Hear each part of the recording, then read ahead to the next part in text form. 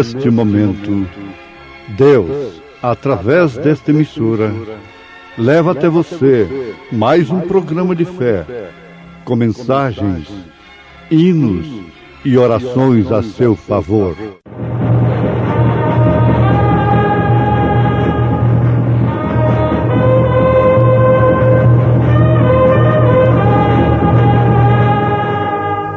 Fé para vencer. Somente crer, somente crer, tudo é possível, somente crer. Querendo o aperfeiçoamento dos santos, para a obra do ministério, para a edificação do corpo de Cristo.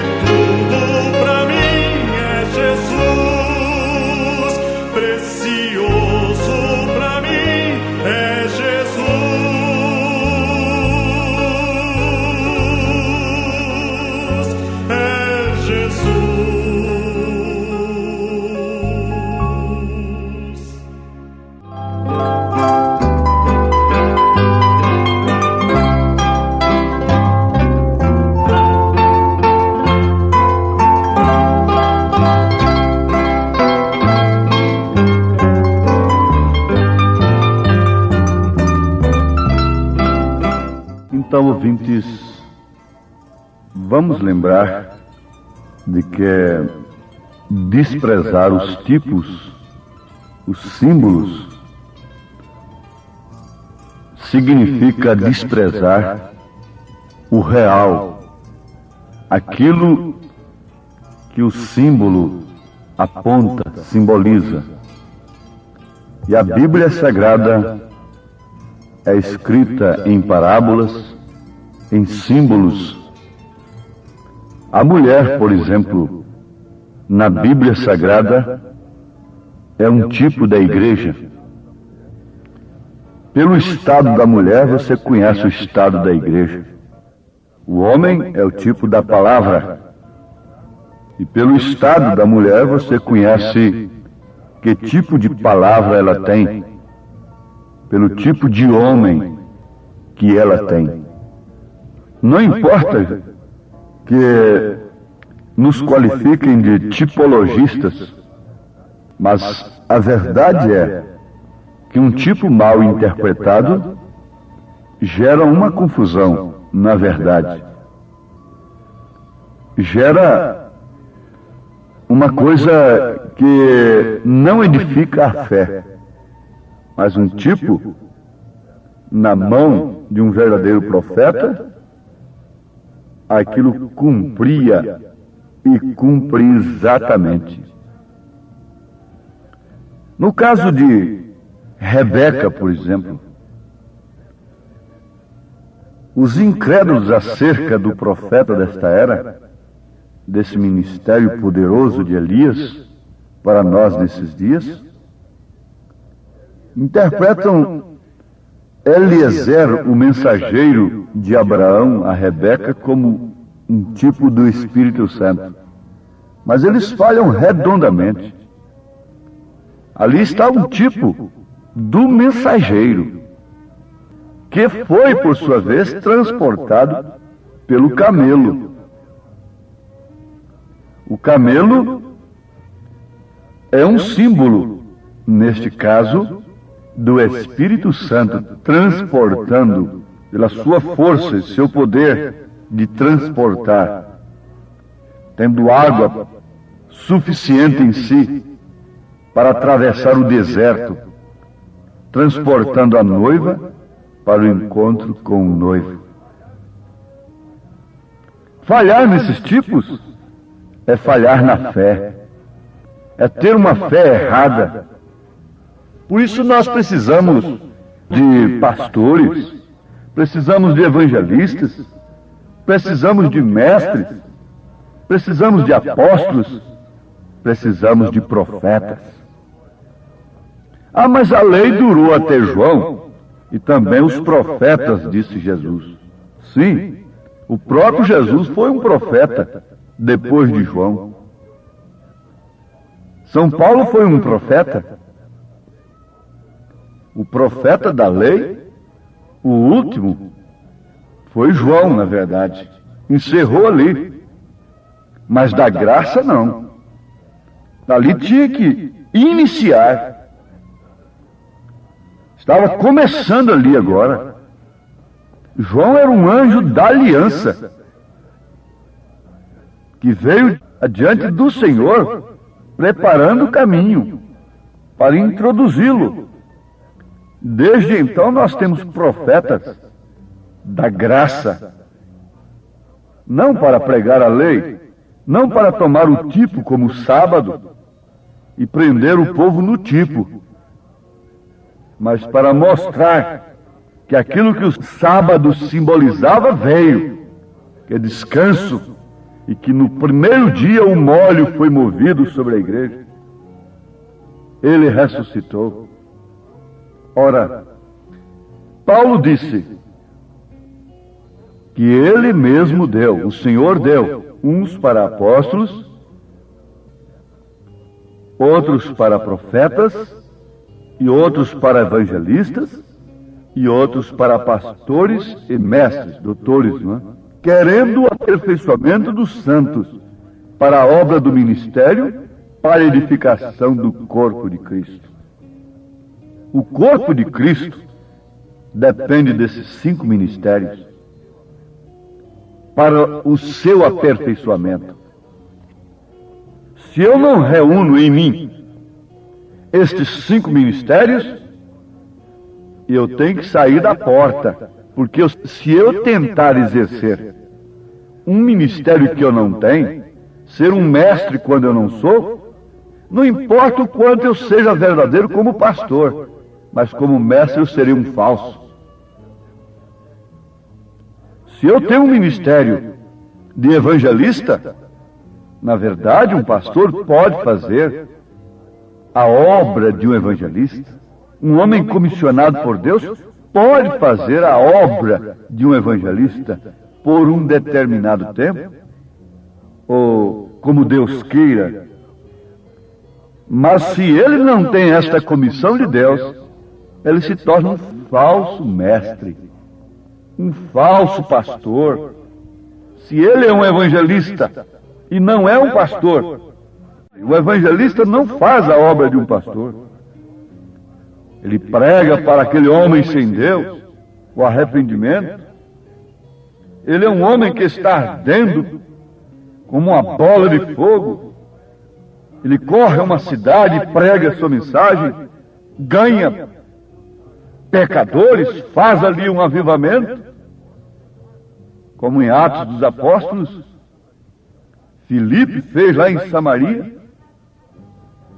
Ele ganha aquele povo, e ele pode até batizar aquele povo em nome de Jesus Cristo, como fez Filipe, mas logo ele chama alguém, ele convida alguém, ele sabe que há alguém em tal lugar para aquele determinado fim. Ele sabe que há uma mensagem de alguém, ele sabe que há uma fita de alguém, ele sabe que há uma literatura de alguém. Então, chama aquela pessoa, traz aquele ministério para a sua igreja, para aquele povo que ele ganhou, e segue adiante, de cidade em cidade. Esse é o evangelista.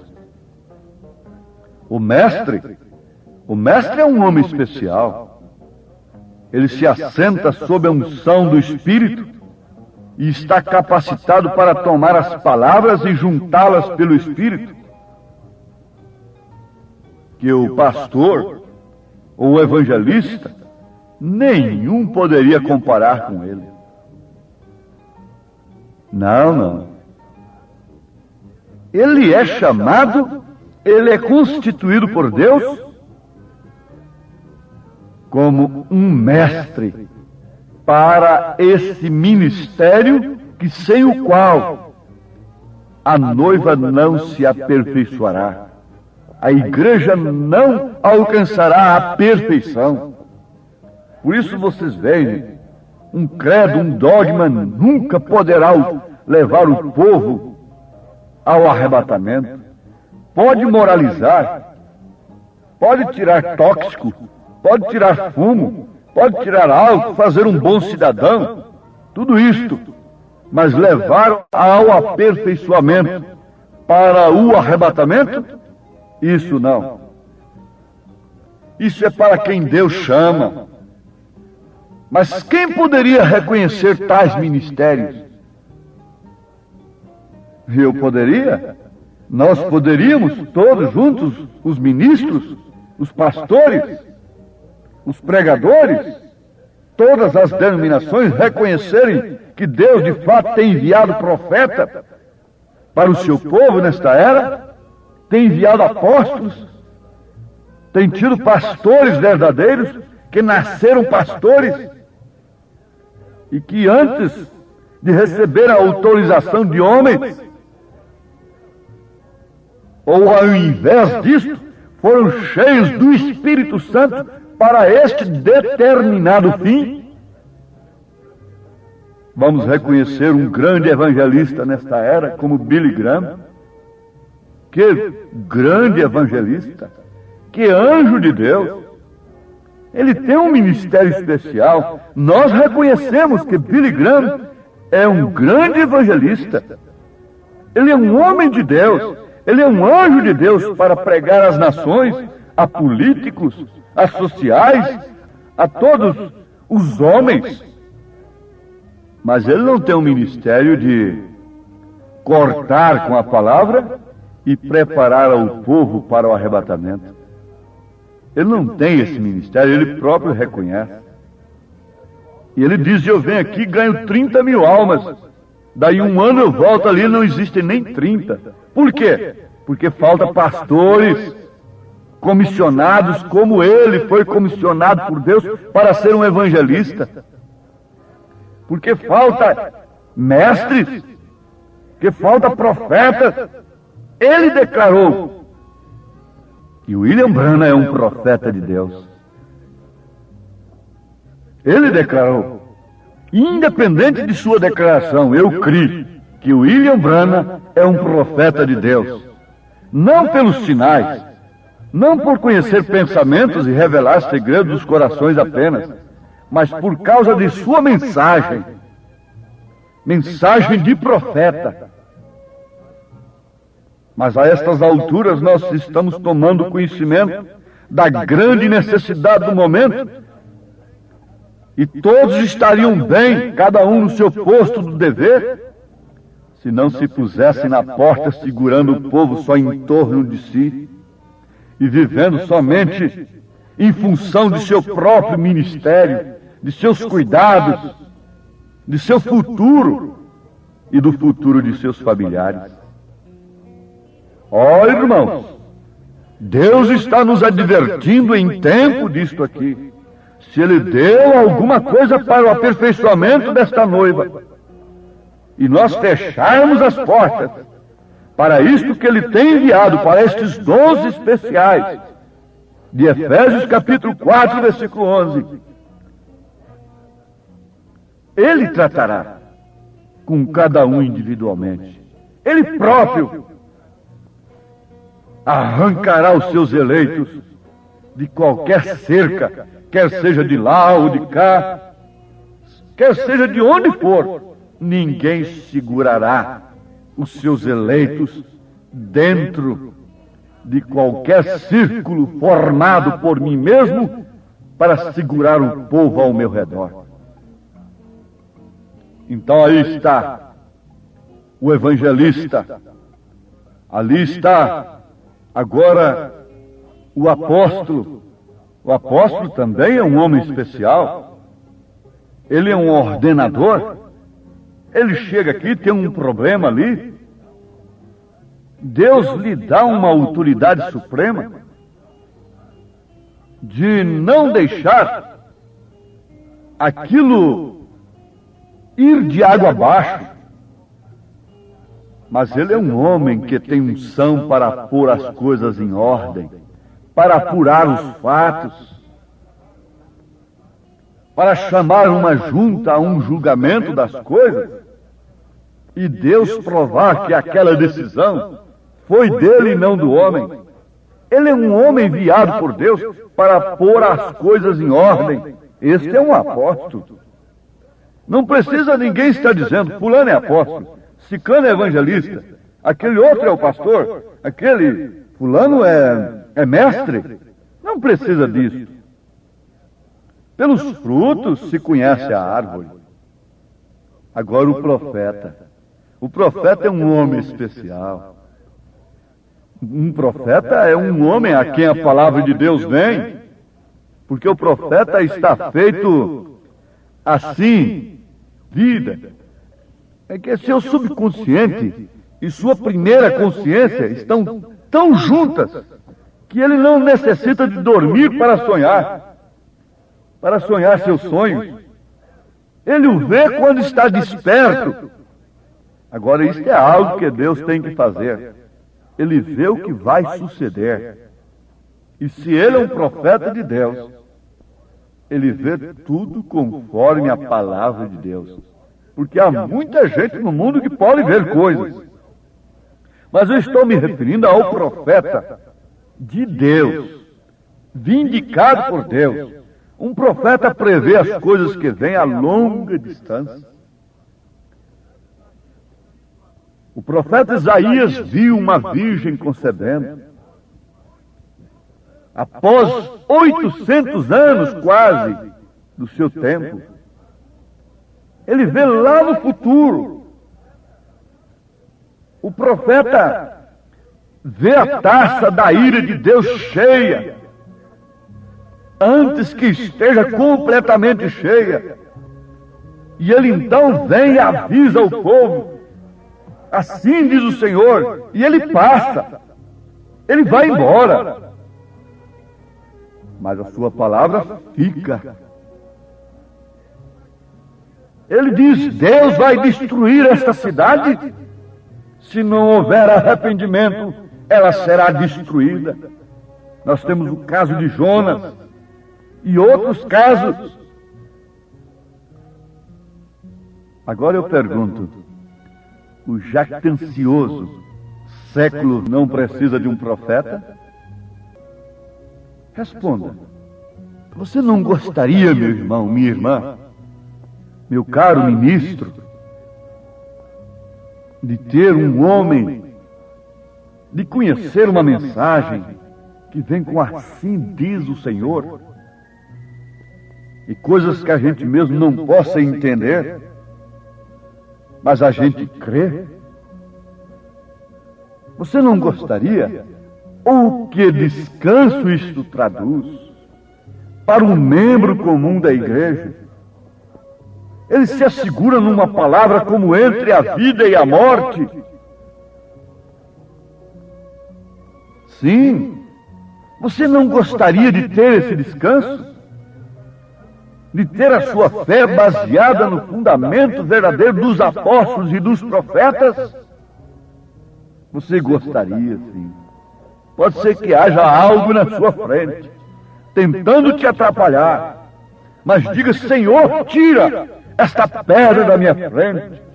Eu quero esse ministério na minha vida, edificando a minha fé. Ministros, obreiros santos, vamos medir cada um a nossa responsabilidade, individualmente, e vamos dar lugar ao Espírito Santo para que ele possa manifestar estes ministérios para o aperfeiçoamento do corpo. Leiam Efésios capítulo 4, a partir do verso 11. Obreiros santos, Jesus nos manda pregar o Evangelho, as pobres almas ganhar, e de levai para os famintos da terra o pão da vida que é Cristo, que pode da morte salvar.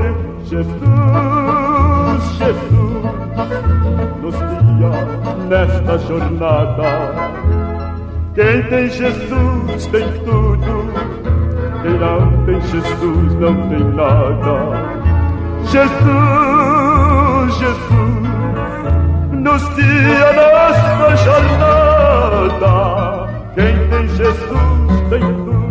Procurando guardar a unidade do Espírito pelo vínculo da paz. Há um só corpo e um só Espírito, como também fosse chamados em uma só esperança da vossa vocação. Estes sinais seguirão em meu nome, demônios ao te expulsar.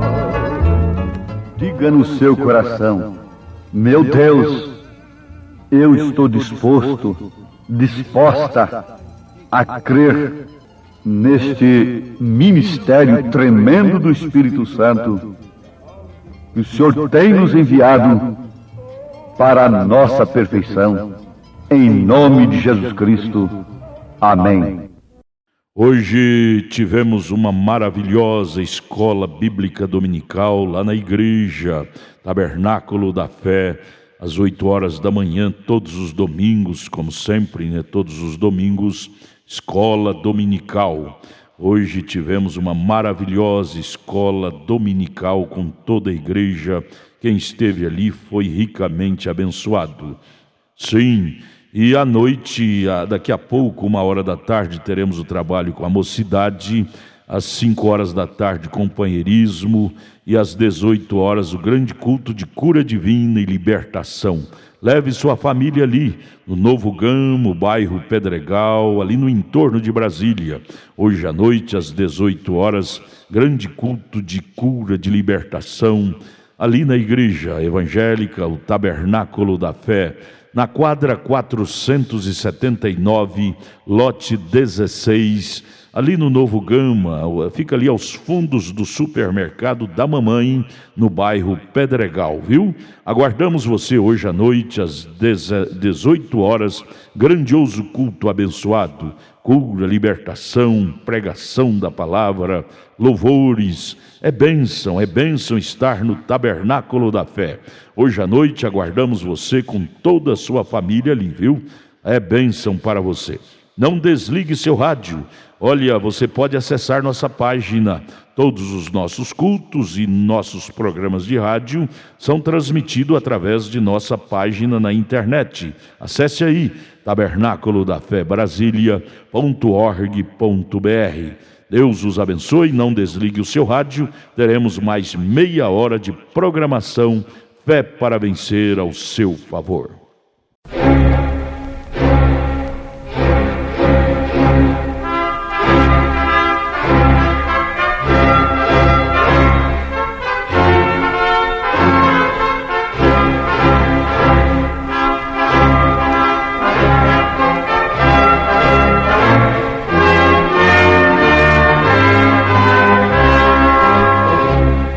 Neste momento, Deus, através desta emissora, leva até você mais um programa de fé, com mensagens, hinos e orações a seu favor.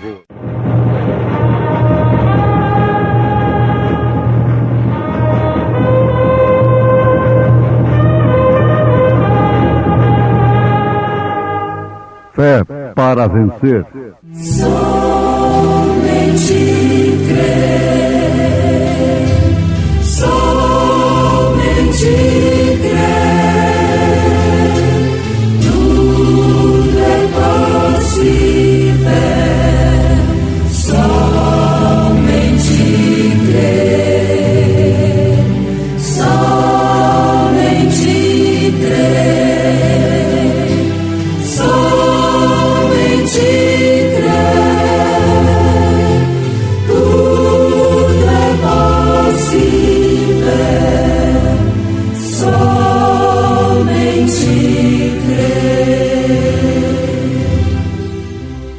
E levando ele às costas a sua cruz, saiu para o lugar chamado Caveira, que em hebraico se chama Gólgota.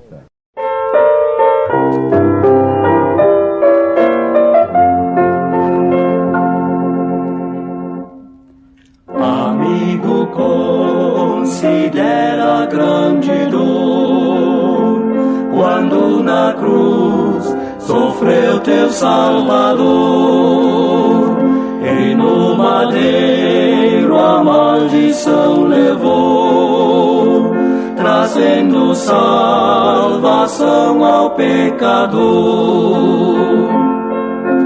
Olha pro Gólgota, a cruz do Gólgota, pro Salvador que ali por nós morreu. Olha pro Gólgota, a cruz do Gólgota, de onde vem de Cristo a salvação. Contemplas muitas almas junto à cruz, ali contados somos tu e eu. Por nossa culpa ali morreu Jesus, na rude cruz Deus Filho padeceu.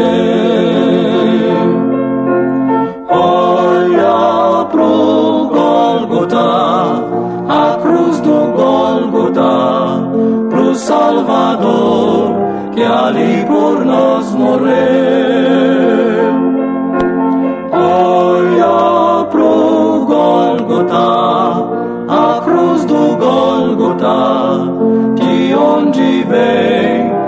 Cristo a salvação. Perante a cruz, milhares ainda estão, rejeitam quem por eles lá sofreu. Amigo, dá-lhe, pois, teu coração e aceita a salvação que Deus te deu. Olha pro Gólgota, a cruz do Gólgota, pro Salvador que ali por nós morreu. Olha pro Gólgota, a cruz do Gólgota, de onde vem de Cristo a salvação.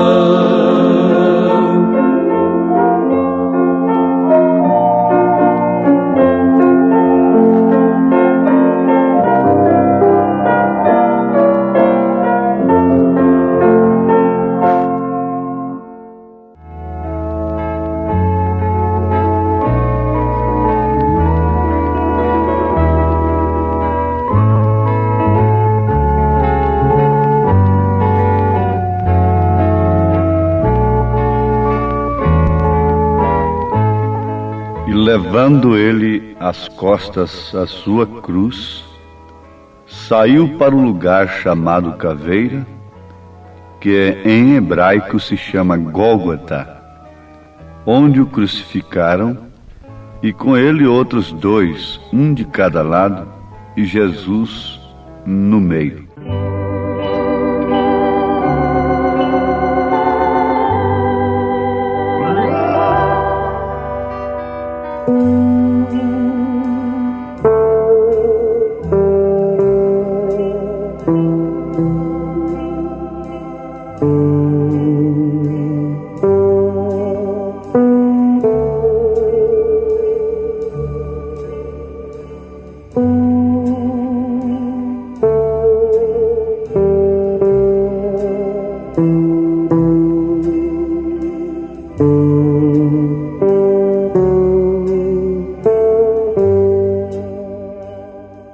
Ouvintes preciosos, filhos de Deus,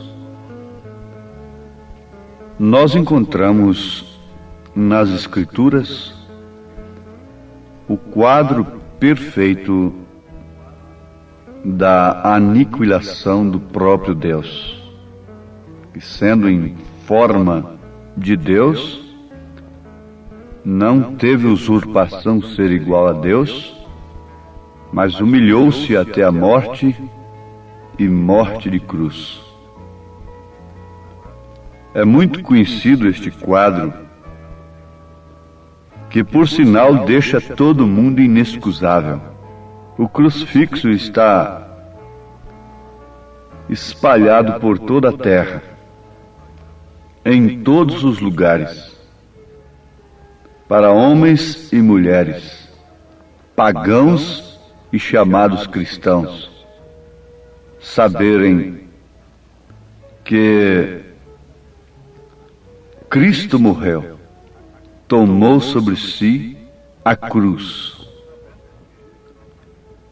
sabendo que o que lhe causou maior peso não foi propriamente a cruz em si, mas sim os nossos pecados. Os meus pecados, os nossos pecados, fizeram com que ele suasse sangue antes mesmo de arcar com a cruz. Porque ele não tinha pecado. Quase 800 anos antes, o profeta Isaías houvera vaticinado que ele tomou sobre si as nossas iniquidades. Agora, não seria uma coisa voluntária se nós continuássemos pecando? E para o pecado voluntário não existe, não resta oblação, o que quer dizer não resta sacrifício. Se nós nos chamamos a nós mesmos de cristãos e comemoramos a morte de Jesus Cristo e continuamos pecando, então estamos cometendo pecado voluntário. E a Bíblia diz que aquele que peca voluntariamente não tem perdão.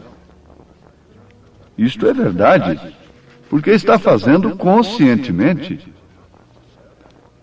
Em Hebreus capítulo 10, versículo 26, porque se pecarmos voluntariamente, depois de termos recebido o conhecimento da verdade, já não resta mais sacrifício pelos pecados, mas uma certa expectação horrível de juízo e ardor de fogo que há de devorar os adversários. O homem se põe como adversário de Deus. Ele quer Deus em história. Ele quer comemorar Deus em história. Quer um Deus teórico, histórico, mas ele não quer encarar a Deus como ele é.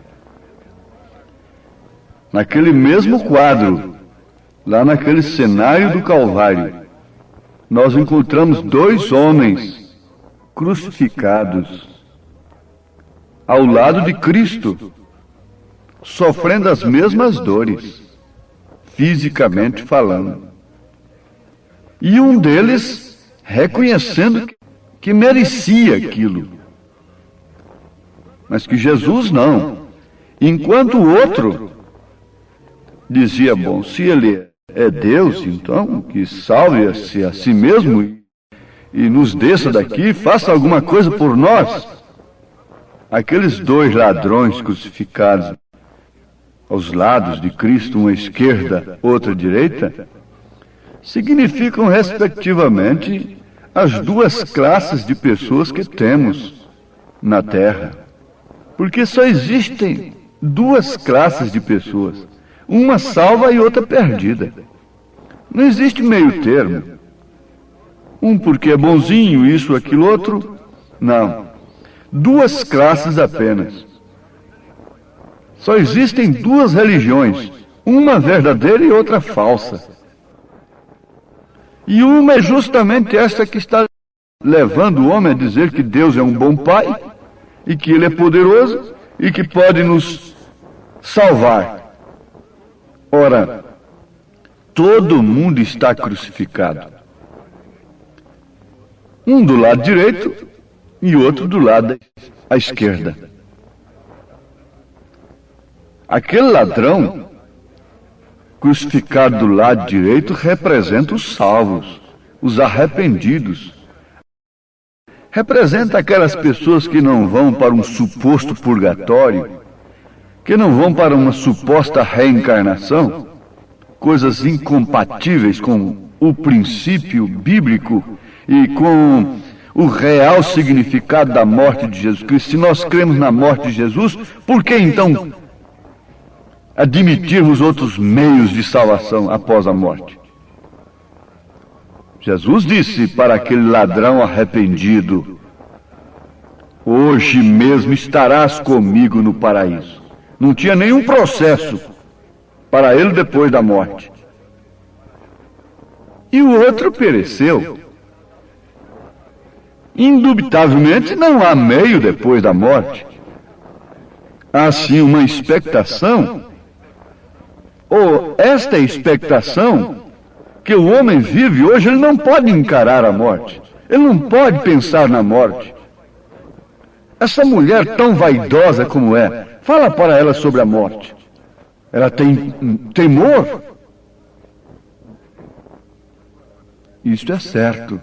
Agora, São Paulo disse, já estou crucificado com Cristo, e vivo não mais eu, mas Cristo vive em mim, e a vida que agora vivo na carne, vivo-a na fé do Filho de Deus, o qual me amou e se entregou a si mesmo por mim.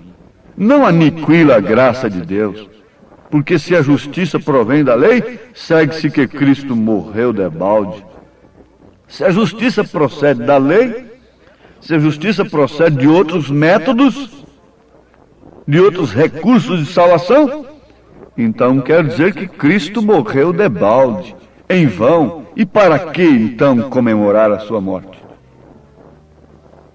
A essas alturas, não adianta você, nós como cristãos, estarmos aí penalizados com a morte de Jesus Cristo, deixando disto ou daquilo em um determinado dia, uma determinada semana. Isso é uma hipocrisia. Não, isto é uma mesa, diz o profeta Isaías, cheia de vômitos diante de Deus, essas solenidades. A essas alturas, Deus quer saber é de outra coisa muito diferente. Deus está olhando é para quem? Para a pessoa que o sacrifício de Jesus Cristo tenha operado em sua vida. A estas alturas, o Senhor está olhando é para quem está crucificado com Cristo e que tem morrido para o mundo. Nós deveríamos pensar hoje é na nossa crucificação, porque Jesus não está crucificado mais. Ele ressuscitou ao terceiro dia. Ele não quer saber de uma história.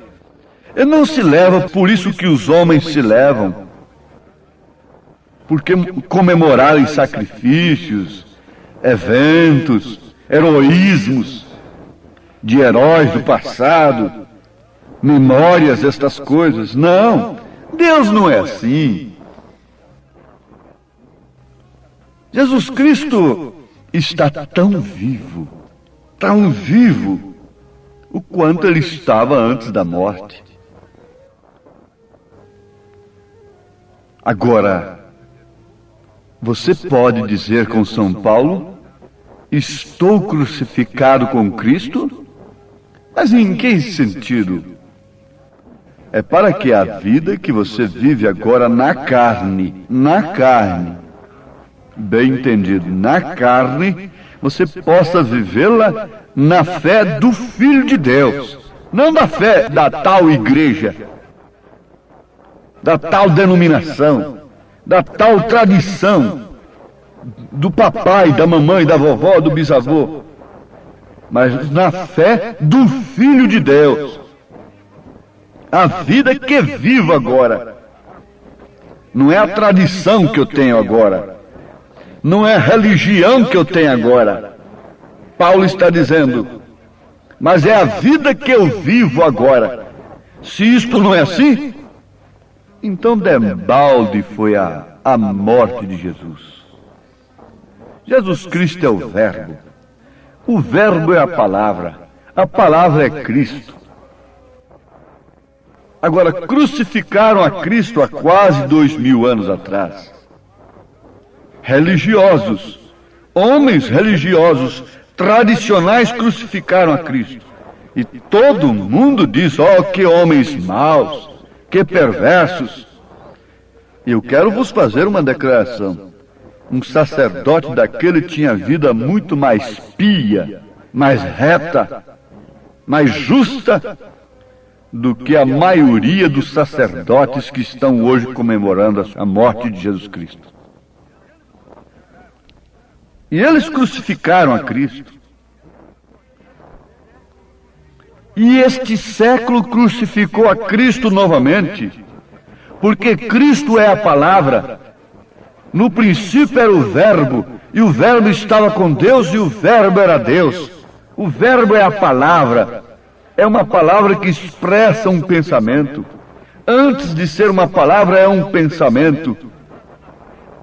E isso estava na mente, no pensamento de Deus, esse sacrifício. Por isso, o Cordeiro foi sacrificado desde antes da fundação do mundo. Porque Deus não tem passado. Ele não tem futuro. Deus é eterno, é infinito. Ele não é apanhado de surpresa. Não foi um recurso que ele inventou de última hora. para salvar a sua criatura máxima, o homem. Não. O Cordeiro foi crucificado desde antes da fundação do mundo.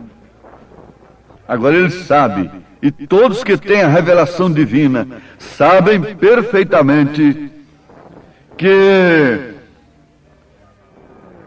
ele é a palavra. Jesus Cristo é a palavra, é o Verbo que se encarnou para expressar os atributos de Deus. Atributos de Salvador, de curador, de libertador. Mas o que acontece agora em 1963? Ele foi crucificado novamente. Quando o sétimo anjo de Apocalipse, capítulo 10, versículo 7, Elias, prometida em Malaquias 4, versículos 5 e 6, revelou os selos, os 7 selos do Apocalipse. Todas as denominações, as religiões que viviam buscando o profeta daqui e por ali, por causa de curas, por causa daquele grande ministério de poder, fizeram justamente como eles fizeram lá em São João 6, quando Jesus disse: aquele que não comer da minha carne e não beber do meu sangue, não tem parte comigo. Eles fizeram a mesma coisa. Eles crucificaram novamente o Filho de Deus, rejeitando a palavra, está rejeitando a Deus. Jesus disse: aquele que rejeita a vós, a mim me rejeita. Rejeitar o profeta de Deus é rejeitar a Cristo, é crucificá-lo novamente. Agora, o que aconteceu depois que o crucificaram?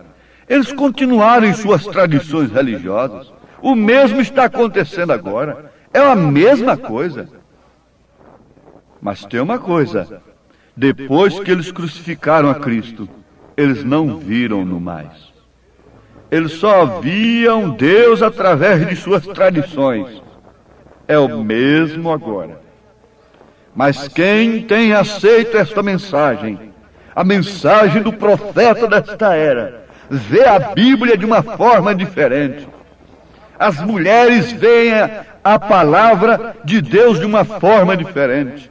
Os homens veem a palavra de uma forma diferente. Por quê? Jesus não apareceu mais para aqueles que o crucificaram. Não se revelou mais a eles, mas somente para aqueles que o aceitaram por predestinação. A revelação do rapto, a revelação do arrebatamento está escondida ao mundo religioso. Fiquem sabendo disto. E porque ele vive, eu vivo também. Você vive também. A vida que eu vivo agora, vivo-a na fé do Filho de Deus.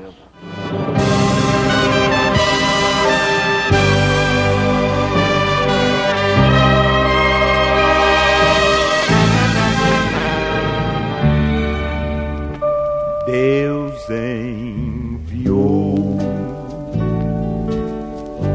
seu Filho amado pra me salvar e perdoar. Na cruz morreu por meus pecados, mas ressurgiu e vivo por. Porque é impossível que os que já uma vez foram iluminados e provaram o dom celestial e se fizeram participantes do Espírito Santo e provaram a boa palavra de Deus e as virtudes do século futuro e recaíram, sejam outra vez renovados para arrependimento, pois assim quanto a eles, de novo crucificaram o Filho de Deus e o expõem ao vitupério. Eu sei que minha vida está nas mãos de meu Jesus. Ouvintes, assim está o mundo religioso. que provou das mensagens da era passada, do dom celestial, agora crucificando a Cristo novamente. Não crucifique Atos 2:38. Venha ser batizado em nome do Senhor Jesus Cristo, para a remissão de seus pecados. Amém. Obrigado a gente amada, gente querida que tem parado para ouvir este maravilhoso programa Fé para Vencer. Este é o programa da Igreja Evangélica, o Tabernáculo da Fé, uma igreja que ama você. Localizada ali no Novo Gamo, bairro Pedregal, na quadra 479, lote 16. Fica ali aos fundos do supermercado da mamãe, viu? Hoje à noite, hoje domingo, já tivemos a escola dominical de manhã e daqui a pouco, 1h da tarde, teremos, já vai começar, né? 1h30, culto com os jovens. E 5h da tarde, companheirismo com a igreja, e às 18h o grande culto de cura, libertação, de bênção. Leve sua família. Hoje às 18h especialmente teremos aquele grande culto de cura divina e libertação. Hoje, domingo, dia que você deve tirar para ir à igreja adorar a Deus, viu? Às 18h, não perca, lá no Tabernáculo da Fé, na quadra 479, lote 16, no Novo Gamo, bairro Pedregal, aqui no entorno de Brasília. É bom ter você conosco. Traga sua família e juntos estaremos de mãos dadas, sendo ricamente abençoados por Deus. Acesse a nossa página na internet. Todos os nossos cultos, programas de rádio, tudo é transmitido ao vivo através de nossa página. Anote aí o endereço de nossa página na internet: Tabernáculo da Fé Brasília.org.br. Tabernáculo da Fé Brasília.org.br. Transmite todos os nossos cultos, programas de rádio, e você tem bênção para você. Deus os abençoe. Em Taguatinga, nossa igreja está localizada ali na CNF1, setor F Norte, Taguatinga Norte, CNF1, setor F Norte, Taguatinga Norte. Fica ali no subsolo do edifício Praia Mar, aos fundos do supermercado Caprichoso. Ali na Sandu Norte, você vai ver o supermercado Caprichoso ali no seu lado esquerdo, subindo a Sandu Norte. Você faça o contorno, aos fundos do supermercado Caprichoso está o edifício Praia Mar. Nossa igreja Tabernáculo da Fé fica ali no subsolo do edifício Praia Mar. Hoje à noite, grande culto lá no Novo Gamo, bairro Pedregal. Terça-feira às 19h, lá em Taguatinga Norte. Deus os abençoe.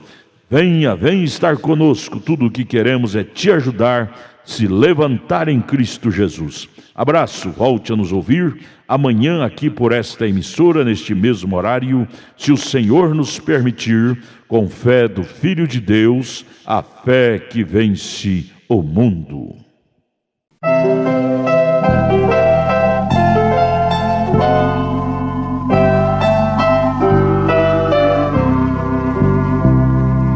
Sacrificado foi o Senhor pelos pecados teus, mas dentre os mortos ressuscitou e vivo está nos céus. Só Cristo satisfaz. Não crês no que Ele fez? Com esta incredulidade tu estás crucificando outra vez.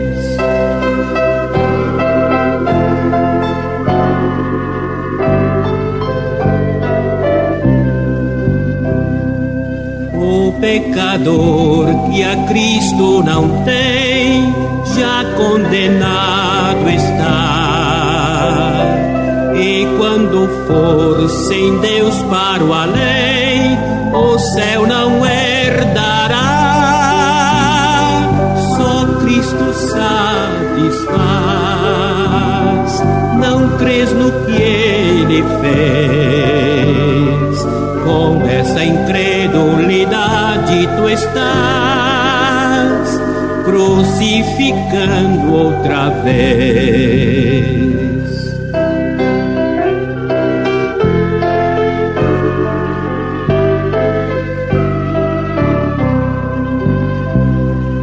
O mundo vil procura esquecer que Deus é o grande autor da salvação de todo que crer em Cristo e seu amor.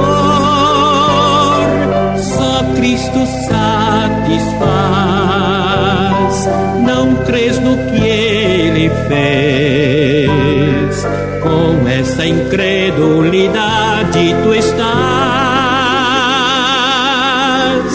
crucificando outra vez.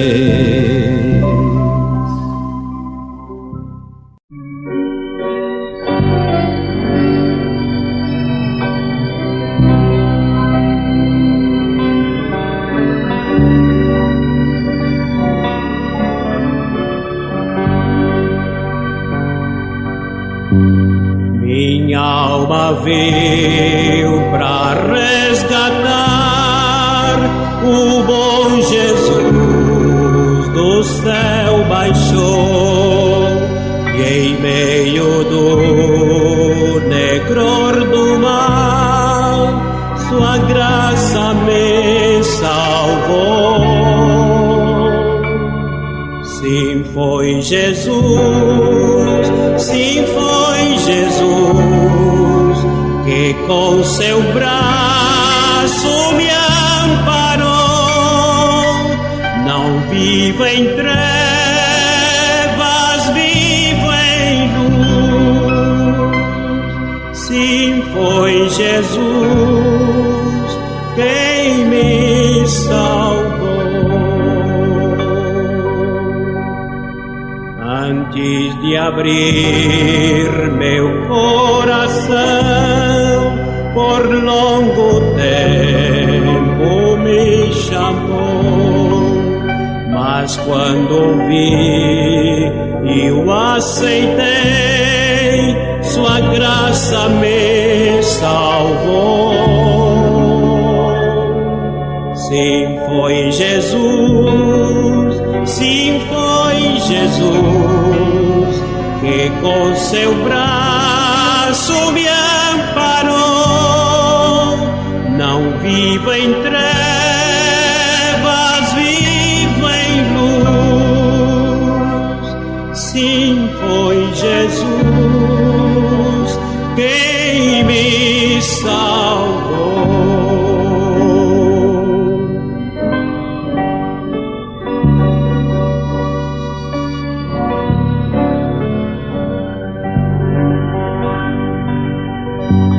Agora tenho gozo e paz, cantando e orando, assim eu vou, sempre a dizer e a pregoar que Cristo me salvou.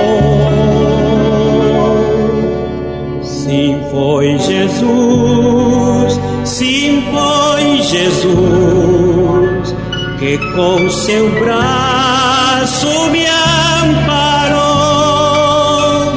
Não vivo em trevas, vivo em luz. Sim, foi Jesus